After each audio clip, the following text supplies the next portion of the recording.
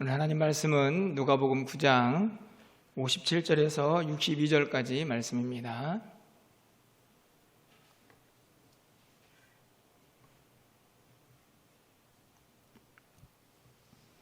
신약성경 109쪽에 있습니다.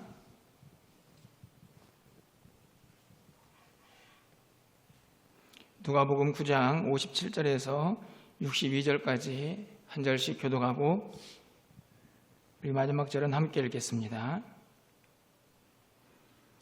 길 가실 때에 어떤 사람이 여짜오되 어디로 가시든지 나는 따르리이다.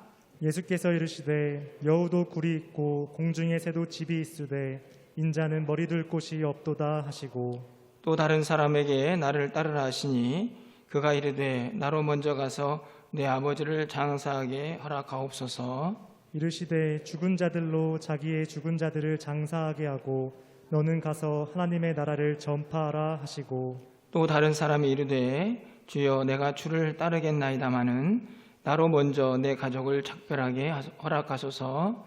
예수께서 이르시되 손에 쟁기를 잡고 뒤를 돌아보는 자는 하나님의 나라에 합당하지 아니하니라 하시니라. 아멘. 할렐루야. 먼저 12월 마지막 주일을 맞이해서 그동안 한 해를 인도하신 하나님께 영광을 올려드립니다. 그리고 또 각자의 자리에서 또 하나님을 예배하는 우리 모든 성도님들을 환영하고 축복합니다. 어릴 적에 제가 아주 좋아하는 팝송 중에 어떤 가수가 부른 마이웨이라는 팝송이 있습니다. 아마 여러분들도 많이 들어보셨지 않을까 생각을 하는데요. 멜로디도 좋고 또 가사의 내용도 좋아서 즐겨 부르고 또 그것을 기억하려고 노력했던 그런 시간들이 있었습니다. 그 내용은 그렇게 어렵지 않고요. 한 사람이 노년이 되어서 자기 인생을 좀 돌아봤더니 이런저런 후회의 시간들도 있었지만 최선을 다해서 잘 살아왔다 하는 내용을 노래합니다. 그리고 무엇보다도 중요한 그의 삶의 방식에서 자기 나름대로의 삶의 방식으로 그 삶을 살아왔고 또 그것이 나의 길이었다라고 그렇게 노래하는 가사를 담고 있습니다. 그 가사를 보면서 나도 나이가 먹어서 그런 고백을 할 수 있었으면 좋겠다 하는 그런 소망을 가졌던 기억도 있는데요. 요즘 많은 사람들이 자기를 존중하는 또 그것을 강조하는 시대에 나의 길, 나의 방식이라는 이 가사의 이 노래의 제목은 참 많은 매력을 주고 있다라는 생각을 해보게 됩니다. 그런데도 불구하고 또 한편으로 생각해 보면 신앙생활을 하는 내내 제 마음속에 그렇게 나의 길을 가는 것이 그 길이 정말 주님이 원하시는 길일까? 나는 정말 내 길을 가면서 주님을 따라가고 주님을 원하시는 길을 가고 있는가 하는 생각을 종종 해보게 됩니다. 그렇게 나의 길을 내 방식대로 살아가면서 또 주변의 많은 사람들을 외면하고 또 외골수적으로 그렇게 내 길을 강조하면서 살아온 것은 아닌가. 그러면서 이 나의 길을 가면서 주님의 길을 가고 있다고, 주님을 따라가고 있다고 또 착각하면서 그렇게 살고 있지는 않는가 하는 생각을 종종 갖게 됩니다. 특별히 2020년도 마지막 주일을 맞이했는데요.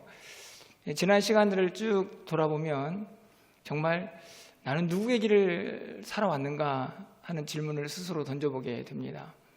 정말 주님이 원하시는 길, 주님이 가고자 했던 그 길을 잘 따르는 삶을 살았는가 하는 질문을 던지게 되는 것이죠. 오늘 본문에 보면 예수님께서 세 사람과 대화를 나누게 됩니다. 그 대화의 핵심은 나를 따르라는 말씀인데요. 이 나를 따르라는 말은 단순한 따름이 아니고 그 따름에는 제자의 길, 다시 말하면 제자도가 포함이 되어 있습니다. 오늘 이 세 사람과의 대화에서 정말 예수님을 따르는 것은 어떤 삶을 의미하나? 나는 정말 예수님을 잘 따르고 있나 하는 질문과 또 해답을 함께 찾아갈 수 있는 그런 시간이 되기를 소망해 봅니다. 가장 먼저 57절에 보면 한 인물과의 대화가 기록이 되어 있습니다. 길 가실 때에 어떤 사람이 여짜오되 어디로 가시든지 나는 따르리이다. 이 사람은 자기가 자원해서 자발적으로 예수님에게 말하고 있습니다. 나는 예수님이 어디를 가든지 간에 예수님을 따라가겠습니다. 정말 멋진 반응이죠. 어디를 가든지 예수님을 따라가겠습니다. 그런데 이 구절과 평행 구절을 이루고 있는 마태복음 8장에 있는 말씀을 가서 보시면 이 사람의 직업이 무엇인가 하는 것을 발견할 수가 있습니다. 8장 19절에 한 서기관이 나와 예수께 아뢰되 선생님이여 어디로 가시든지 저는 따르리이다. 이 본문을 보면 오늘 이 57절에 나와 있는 어떤 사람은 서기관이었구나 하는 것을 알 수가 있는데요. 이 서기관은 다른 일을 하는 사람이 아니고 성경을 필사하거나 또 하나님의 율법을 가르치는 사람입니다. 사실 그 당시에 서기관들은 이미 명예 그리고 부를 다 갖춘 사람들이라고 말할 수 있습니다. 그런 사람이 예수님이 어디를 가든지 따라가겠다라고 말한 이 고백은 참 놀라울 따름이죠. 이 사람은 얼마나 진정성 있게 예수님을 따르겠다고 말을 했을까? 그 해답은 58절에 있는 예수님의 대답을 통해서 우리가 살펴볼 수가 있습니다. 58절 말씀은 우리가 잘 알고 있는 말씀인데 우리 함께 좀 읽어보도록 하겠습니다. 58절입니다. 예수께서 이르시되 여우도 굴이 있고 공중의 새도 집이 있으되 인자는 머리 둘 곳이 없도다 하시고. 이 말씀을 보면 어디로 가든지 내가 예수님을 따르겠습니다 라고 말하는 그 기특한 사람에게 예수님께는 조금 뜬금없이 여우도 굴이 있고 공중에 새도 집이 있는데 인자는 머리 둘 곳이 없다. 여기서 인자는 예수님을 자신을 말하는 표현이죠. 나는 머리 둘 곳조차 없다 라고 말씀을 하십니다. 이 문장을 보면 뭔가 좀 끝이 나지 않은 것 같은 느낌이 들죠. 저는 개인적으로 이 문장 뒤에 반드시 들어가야 할 문장이 있다고 생각이 드는데요. 그것은 다른 문장이 아니고 그래도 나를 따르겠느냐 라는 말씀입니다. 서기관은 이미 사회적으로 부와 또 명예를 다 가지고 있는 사람인데 그는 왜 예수님을 따르고자 했을까요? 그 마음에 진심으로 예수님을 따르고자 했는가 라는 생각을 해볼 때에 58절에 있는 예수님의 말씀을 보면 그 사람의 마음속에는 뭔가 다른 생각이 있었다는 것을 우리가 짐작할 수가 있습니다.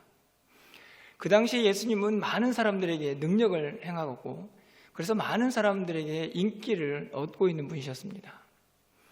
이미 사회적으로 부와 명예를 가진 이 서기관이 예수님을 따르겠다고 하는 그 이유에는 아마도 예수님을 따라다니면 그분이 가지고 있는 인기와 그 능력을 내가 더 소유할 수 있겠구나 라는 마음이 있지 않았을까 생각이 듭니다.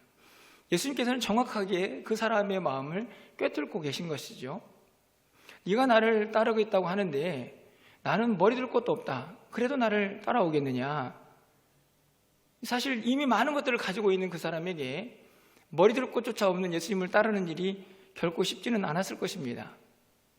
성경에는 나와 있지 않지만 여러분 한번 마음속에 이 질문에 좀 답을 해보시길 바랍니다. 이 사람은 예수님을 따랐을까요? 저는 예수님을 따르지 않았을 거라고 생각이 듭니다. 머리 둘 곳도 없는 예수님을 이미 많은 것을 가진 그가 따르기가 무척 쉽지 않았을 것입니다. 오늘 본문을 통해서 우리가 한 해 동안 열심히 예수님을 따라왔는데 우리의 모습은 어떠한가를 다시 한번 돌아봅니다. 우리는 정말 머리 둘 곳조차 없는 그 예수님을 단단한 각오와 다짐을 가지고 잘 쫓아가고 있는지 말입니다. 우리도 서기관처럼 너무 많은 것을 이미 가지고 있고 누리고 있어서 머리 둘 곳조차 없는 그 예수님을 따라가는 일에 너무 많은 제약을 받고 있지는 않은지요. 말씀을 준비하면서 제일 안타까운 사람은 저구나, 이런 생각을 좀 해보았습니다. 물론 교회에서 제공한 사택이고 또 교회에서 제공한 차이긴 하지만 그래서 좋은 집에서 살고 있고 좋은 차를 타고 다니고 있습니다. 머리 둘 곳조차 없는 예수님을 따르는 그 제자의 모습과는 참 많이 멀어져 있구나 한 자신의 모습을 돌아보게 됩니다. 저에게도 이런저런 핑계가 있습니다. 저에겐 처자식이 있어서 그들을 먹여 살려야 하고,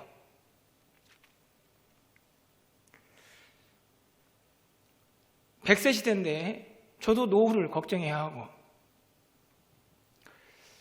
또 아이들은 커가는데 또 물질적인 여유도 필요하고, 이러한저러한 핑계를 대다 보니 나름대로 제 자신 속에 그래, 이 정도는 누려도 되지 라는 합리화가 문득 일어나게 되더라고요. 머리 둘 곳조차 예수님 없는 예수님을 네가 정말 따를 수 있겠느냐, 그 길을 따르고 있느냐 라고 저 자신에게 질문을 할 때 사실 선뜻 자신 있게 대답을 할 수는 없었습니다. 오늘 예수님께서 그렇기 때문에 이 서기관에게 모든 걸 포기하고 예수님을 따르라 라고 말씀을 하시는 걸까요? 그렇게 무서운 예수님은 아니라고 생각이 듭니다. 우리가 뭐 대단한 걸 누리는 건 아닌데, 근데 주님이 정말 우리에게 요구하시는 게 뭘까요? 정말 결정적인 순간에 네가 가지고 있는 모든 것들을 포기하고 내려놓고 정말 예수님을 따를 수 있느냐 라고 물을 때 그때 아멘 할 수 있느냐를 우리에게 묻고 계시는 것이죠. 네가 가지고 있는 모든 것들을 포기하고도 머리둘 곳조차 없는 나를 따를 수 있느냐라고 물으실 때에 정말 단단하게 각오하고 그 희생을 각오하면서 아멘 할 수 있느냐라고 물으시는 겁니다. 바로 위에 있는 말씀에 가서 보시면 누가복음 9장 23절에 또 우리에게 이르시되 아무든지 나를 따라오려거든 자기를 부인하고 날마다 제 십자가를 지고 나를 따를 것이니라. 잘 아는 말씀입니다. 주님을 따른다는 것이 피상적인 게 아니고 늘 자기를 부인해야 하고, 그리고 자기가 가지고 있는 십자가를 지고 열심히 예수님을 따라가야 하는 그 길이라는 것을 분명하게 가르쳐 주지요. 자기를 부인한다는 그 부인의 내용 속에는 오늘 이 서기관이 가지고 있는 이미 누리고 있는 많은 것들도 포함되어 있을 것입니다. 한 해를 마감하고 있습니다. 지나온 시간들을 돌아보면서 예수님을 따르는 제자의 길을 가고 있는 우리가 정말 주님이 원하시는 그 길을 잘 따라가고 있는지 다시 한번 오늘 이 첫 번째 서기관과의 대화에서 우리의 모습을 돌아보게 됩니다. 두 번째 사람과의 대화가 59절에 등장을 하죠. 또 다른 사람에게 나를 따르라 하시니 그가 이르되 나로 먼저 가서 내 아버지를 장사하게 허락하옵소서. 이 두 번째 사람의 특징은 예수님이 먼저 그 사람에게 나를 따르라라고 말씀을 하고 있다는 겁니다. 오늘 세 사람이 등장을 하는데 첫 번째, 세 번째 사람은 자기가 자발적으로 예수님을 따르겠다고 하는데 이 두 번째 사람만큼은 예수님이 나를 따르라라고 말씀을 하시죠. 전도하신 겁니다. 이 사람은 예수님을 따르고 싶었을까요? 사실은 자발적으로 예수님을 따른다고 한 것이 아니기 때문에 처음부터 예수님을 따를 생각이 없었을지도 모르겠습니다. 예수님을 따르라라고 그 명령을 듣자 이 사람은 확실한 핑계거리 하나를 들고 나옵니다. 바로 59절 하반절에 있는 말씀인데 그가 이르되 나로 먼저 가서 내 아버지를 장사하게 허락하옵소서. 여러분, 지금도 그렇지만 유대적 사회의 관습을 보면 이 장례가 얼마나 중요한 일입니까? 특별히 거기에 그 장례가 다른 장례도 아니고 아버지를 장례하는 그 장사, 반드시 지켜야 할 일이죠. 그 당시에 사회적인 풍습에서 아버지를 장사한다라고 할 때에 모든 것이 다 용납이 되었습니다. 성경 공부를 멈추는 것도, 유월절 제사를 지키지 않는 것도, 할례를 행할 절기를 넘어서는 것도 모든 것이 다 용납이 되는 그 의식이 바로 이 아버지를 장례하는 일입니다. 우리도 마찬가지죠. 사실 우리가 세상을 이런저런 모습으로 살아가다가 장례가 났을 때는 모든 일을 멈출 수가 있습니다. 이 일이 얼마나 중요한 일이 있는가 하는 것을 레위기 21장에 보면 잘 기록을 하는데요. 원래 제사장들은 시체를 만들면 안 되죠. 부정한 일이 되기 때문입니다. 그런데 2절과 3절 말씀을 좀 가서 보시면 그의 살부친 그의 어머니나 그의 아버지나 그의 아들이나 그의 딸이나 그의 형제나 출가하지 아니한 처녀인 그의 자매로 말미암아서는 몸을 더럽힐 수 있느니라. 이 말이 무슨 말이냐면 그 가족 중에 누군가 죽어서 장례를 치르는 그 일에 이 제사장들도 동참할 수 있었습니다. 네, 다른 백성들이 죽어서는 시체를 만지면 안 됐지만 이 가족에 대한 제사만큼은, 장례만큼은 이 제사장들도 참여할 수 있는 허용이 가능했던 것이죠. 그만큼 사회적으로, 종교적으로도 이 장례가 얼마나 중요했는가 하는 것을 알 수가 있습니다. 이 사람의 이 대답 속에서 나를 따르라 라고 하는 예수님의 이 명령 앞에서 이 사람의 대답은 너무나 완벽한 명분이 되었던 것입니다. 그렇다면 저는 좀 따르기가 어렵겠습니다. 저에게는 이 일이 먼저이기 때문입니다. 하지만 예수님께서 그에게 뭐라고 답을 하십니까? 60절 말씀을 가서 보시면 이르시되 죽은 자들로 자기의 죽은 자들을 장사하게 하고 너는 가서 하나님의 나라를 전파하라 하시고, 이 말씀을 잘 해석하면 예수님께서 정말로 이 아버지의 장례마저도 무시하고 예수님을 따라라 라고 하는 그런 분이 아닌 것을 우리가 알 수가 있습니다. 여러분, 60절 말씀에서 생물학적으로 죽어버린 사람이 어떻게 죽은 자의 장례를 치를 수가 있습니까? 이걸 문자적으로 해석하는 것은 불가능하죠. 다시 말하면 이 60절은 영적인 해석이 필요하다는 말씀입니다. 여기서 죽은 자들은 누구일까요? 바로 하나님을 알지 못하는 사람들, 복음을 접하지 못한 사람들, 더 쉽게 말하면 세상에 속한 사람들입니다. 예수님께서 60절에 대답을 하신 이유는 세상의 일은 세상 사람들에게 하게 하고 너는 하나님의 일을 해라, 그것이 먼저다라고 예수님께서 말씀을 하고 있는 것입니다. 지금 예수님을 따르라는 이 명령을 들은 사람은 먼저 해야 할 일이 분명히 있었습니다. 그것은 아버지를 장사하는 것이었죠. 하지만 예수님께서는 우리에게 그 우선순위가 바뀌어야 한다고 말씀하십니다. 마태복음 6장 33절에 있는 말씀 아닙니까? 그런즉 너희는 먼저 그의 나라와 그의 의를 구하라. 그리하면 이 모든 것을 너희에게 더하시리라. 59절에서는 이 사람은 나로 먼저 가서 이 일을 좀 하게 해주십시오. 하지만 예수님께서는 말씀하십니다. 그 일이 먼저가 아니고 하나님 나라와 그의 의를 구하는 게 너에게 먼저가 될 때 그게 진짜 나를 따르는 일이다 라고 말씀을 하고 있는 것입니다. 여러분, 여러분의 삶의 우선순위는 어떻습니까? 정말 진심으로 주님을 섬기고 주님을 따르는 일이 여러분의 삶의 가장 우선순위의 자리를 잡고 있습니까?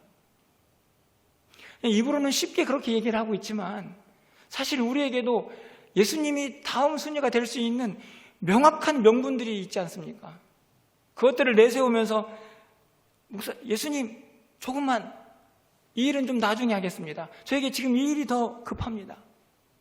마치 오늘 사회적으로 종교적으로 누가 봐도 아버지를 장사 지내는 그 일이 먼저가 될 수 있는 이 사람에게 예수님께서 그 일은 죽은 사람들에게 맡기고 너는 하나님의 일을 하라고 하는 이 말씀이 과연 우리도 주님을 따르고 있는 우리의 모습 속에서 이 말씀이 그대로 잘 적용이 되고 있는가, 우리를 다시 돌아보게 된다는 말씀입니다. 마지막으로 한 사람을 만나죠. 61절 말씀을 가서 봅니다. 또 다른 사람이 이르되 주여 내가 주를 따르겠나이다마는 나로 먼저 내 가족을 작별하게 허락하소서. 이 사람도 첫 번째 사람처럼 자기가 먼저 예수님을 따르겠다고 자발적으로 지원을 하고 있습니다. 그런데 예수님을 제가 따르겠지만 조건이 붙죠. 나로 먼저 내 가족을 작별하게 허락하소서. 이 사람도 먼저 뭐가 중요한지를 생각하고 있는 것입니다. 우선순위가 다른 것에 있음을 발견할 수 있습니다.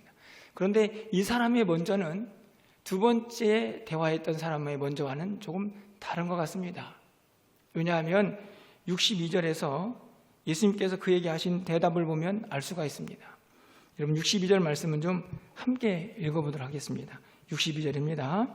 예수께서 이르시되 손에 쟁기를 잡고 뒤를 돌아보는 자는 하나님의 나라에 합당하지 아니하니라 하시니라. 아멘. 여러분 분명히 두 번째와 세 번째 사람에게 우선순위가 등장을 하죠. 먼저 해야 할 일이 있습니다. 그리고 예수님을 따르겠습니다 라고 하는데요, 이 세 번째 사람에게 예수님께서 대답을 하실 때는 좀 다른 대답을 하고 계십니다.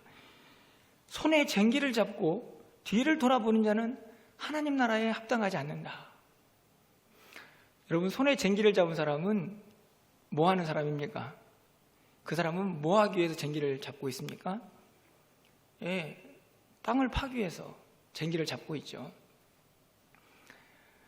예, 저는 어렸을 때 쟁기질을 해봐서 너무 잘 알고 있는데요, 예, 소가 쟁기를 끌고 갈 때에 잘 통제가 되질 않습니다.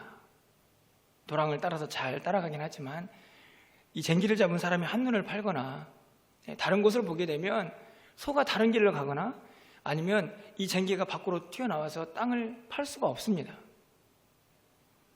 예수님께서 말씀하십니다. 쟁기를 잡은 사람은 앞을 봐야 한다. 뒤를 보는 사람은 하나님 나라에 합당하지 않는다. 오늘 이 61절에서 말하는 이 사람이 먼저 가족에게 작별하겠습니다 라고 말하는 이 먼저의 의미는 사실 62절에 있는 말씀 통해서 해석해 보면 이 사람에게 이미 쟁기를 잡고 있지만 뭔가 부족한 것이 있었다는 것을 알 수 있습니다. 저는 그것이 다른 것이 아니고 그의 열정이라고 생각합니다. 이 세 번째 사람에게서 부족한 것은 열정입니다. 목표의식이 흐릿해져서 자기가 쟁기를 잡고 있음에도 불구하고 자꾸 뒤를 돌아보는 것이죠. 자기가 하고 있는 그 일에 최선을 다하고 열정적으로 그 일을 감당하고 있지 못하다는 말씀입니다. 그런 사람도 주님을 따르는 자의 모습에 부족하다는 것을 분명히 말씀을 하고 있습니다. 여러분 우리가 잘 알고 있는 바울 사도가 빌립보 교회에 이런 편지를 합니다. 빌립보 3장 13절 말씀이죠. 형제들아 나는 아직 내가 잡은 줄로 여기지 아니하고 오직 한 일, 즉 뒤에 있는 것을 잊어버리고 앞에 있는 것을 잡으려고. 어떤 목표를 향해 달려갈 때에 바울은 지금 뒤에 있는 것을 볼 겨를이 없습니다. 왜요? 앞에 있는 것을 잡기에도 너무 벅차고 힘이 들고 열심히 달려가야 하기 때문이죠. 그래서 바로 이어지는 14절에서 이렇게 말씀합니다. 표대를 향하여 그리스도 예수 안에서 하나님이 위에서 부르신 부름의 상을 위하여 달려가노라. 표대를 향하여 달려가는 바울에게 뒤를 돌아볼 겨를이 없었습니다. 바울도 지금 쟁기를 잡고 있습니다. 하늘에 부르신 그 부름의 상을 향하여 정신없이 달려가고 있는 그에게 뒤를 돌아볼 겨를이 없었던 것이죠. 한눈 팔 겨를이 없었습니다. 왜요? 그에게는 뜨거움이 있었기 때문입니다. 그에게는 분명한 목표가 있었기 때문이죠. 하나님께서 허락하신 그 사명을 이루는 그날까지 최선을 다하여 달려가야 할 그 길이 분명히 그에게 있었던 것입니다. 오늘 이 세 번째 사람과의 대화에서 예수님은 그것을 말씀하고 있는 것이죠. 쟁기를 잡은 사람은 뒤를 돌아볼 겨를이 없다. 먼저 뭐를 하고 먼저 이것을 하고 이것저것 다 생각하고 누릴 거 누리고 피할 거 피하고 그렇게 주님을 따르는 것은 불가능하다는 말씀을 하고 계십니다. 그런 사람은 하나님 나라에 합당하지 않다.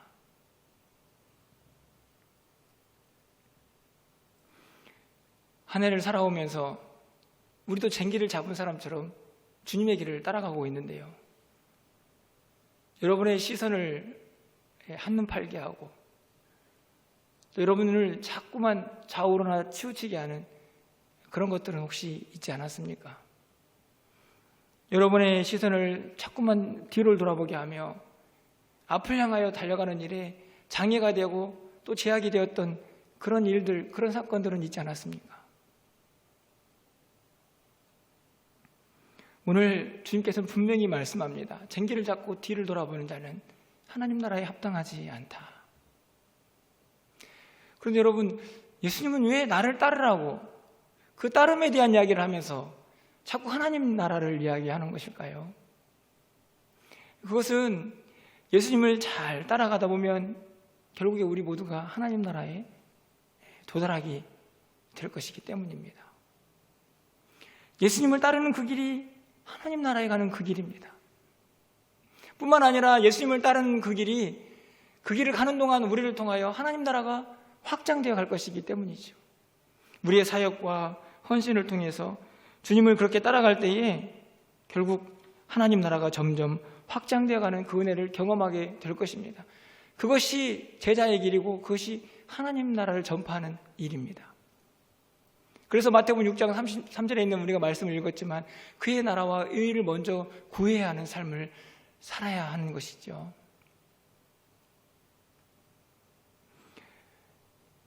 좀 정리를 해보면요, 저는 오늘 이 예수님이 만난 세 사람 모두가 우리 안에 다 있다 이런 생각을 해보게 됩니다. 첫 번째 사람은 예수님을 따르고자 다짐을 했지만 그분을 따르는 목적과 이유가 완전히 예수님과 다른 것을 볼 수 있습니다. 머리 둘 곳조차 없는, 다 내려놓고 예수님을 따를 수 있는 포기와 각오가 그 사람에게는 있지 않았습니다. 예수님을 따를 수가 없었을 것입니다. 두 번째 사람은 우선순위가 잘못 잡혀 있었습니다. 세상 사람들이 다 인정하는 그 아버지를 장사하는 그 일이 그에게는 가장 우선순위가 되어 있었지만 예수님은 말씀합니다. 그거보다 나를 더 사랑할 수 있느냐? 그거보다 주님의 일이 더 먼저일 수 있느냐? 그거보다 하나님 나라가 너희에게 더 먼저냐라고 질문을 하고 계시는 것이죠. 우선순위의 문제를 우리에게 질문하고 있는 것입니다. 마지막으로 한 사람에게 예수님께서 말씀하시는 내용은 과연 쟁기를 잡은 자처럼 앞만 바라보며 열심히 주의 길을 따라갈 수 있느냐, 너에게 그런 열정이 있느냐, 그런 사명감이 있느냐라고 우리에게 묻고 계십니다. 결국 이 말씀을 통해서 저는 예수님을 정말 잘 따르기 위해서는 반드시 두 가지가 필요하다고 결론을 내리게 됩니다. 첫 번째 것은 나를 따르라 라는 이 예수님의 명령이 우리의 심장에 절대적인 말씀으로 자리를 잡아야 한다는 것입니다. 따라도 되고 상황에 따라서는 그냥 내 길 가도 되는 그런 말씀이 아니고 나를 따르라라고 하는 주님의 명령이 내 삶을 전부를 지배할 수 있는 강력한 메시지로 우리의 심장 속에 분명하게 못이 박혀 있어야 한다는 것입니다. 그렇습니다. 나는 예수님을 따르겠습니다. 그리고 두 번째 우리에게 필요한 것은요, 그냥 단순하게 입으로만 아멘하는 것이 아니고 주님을 따르는 데 있어서 어떤 희생과 또 어떤 어려움이 닥쳐올지라도 반드시 그 길을 가겠습니다라고 하는 결단과 다짐, 각오가 있어야 합니다. 이 두 가지가 없이는 예수님을 정말 잘 따르는다는 것이 얼마나 어려운 일인지 오늘 말씀은 우리에게 분명하게 가르쳐주고 있습니다. 말씀을 맺으려고 합니다. 처음에 여러분에게 질문을 던졌던 그 내용을 한 번 더 물어보고 싶습니다. 여러분은 누구의 길을 가고 계십니까? 정말 예수님의 길을 따라가고 있습니까? 여러분이 가는 길이 예수님의 길입니까? 아니면 여러분 자신의 길입니까? 우리가 알고 있는 요한복음 14장 6절에서 예수께서 이르시되 내가 곧 길이다. 내가 곧 길이다. 예수님을 따라가면 그 길이 곧 생명의 길입니다. 그 길이 예수님이 가신 길입니다. 예수님이 원하시는 길입니다. 그것이 하나님 나라로 가는 길입니다.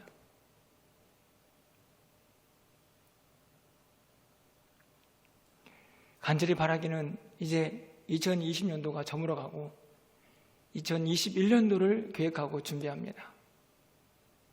우리는 이미 세 번째 사람처럼 쟁기를 잡은 사람입니다. 예수님을 따르겠다고 예수님을 믿고 그 길을 나선 사람들이죠. 이제는 제발 이런저런 세상의 소리에 좌로나 우로나 치우치지 말고 자꾸만 뒤로 돌아보지도 말고 좀 앞만 향해서 주님이 원하시는 길을 담대하고 당당하게 멋지게 그렇게 잘 따라갈 수 있는 그런 귀하고 복된 한 해가 되기를 간절히 소망합니다. 여러분 모두의 마음속에 그 다짐과 결단이 오늘 이 말씀을 통하여 분명하게 새겨져서 내년 한 해는 또 어떤 한 해가 펼쳐질지 알 수 없지만 주님을 정말 잘 따라왔습니다 라고 그렇게 멋지게 고백할 수 있는 저와 여러분 되시기를 주님의 이름으로 간절히 축원합니다.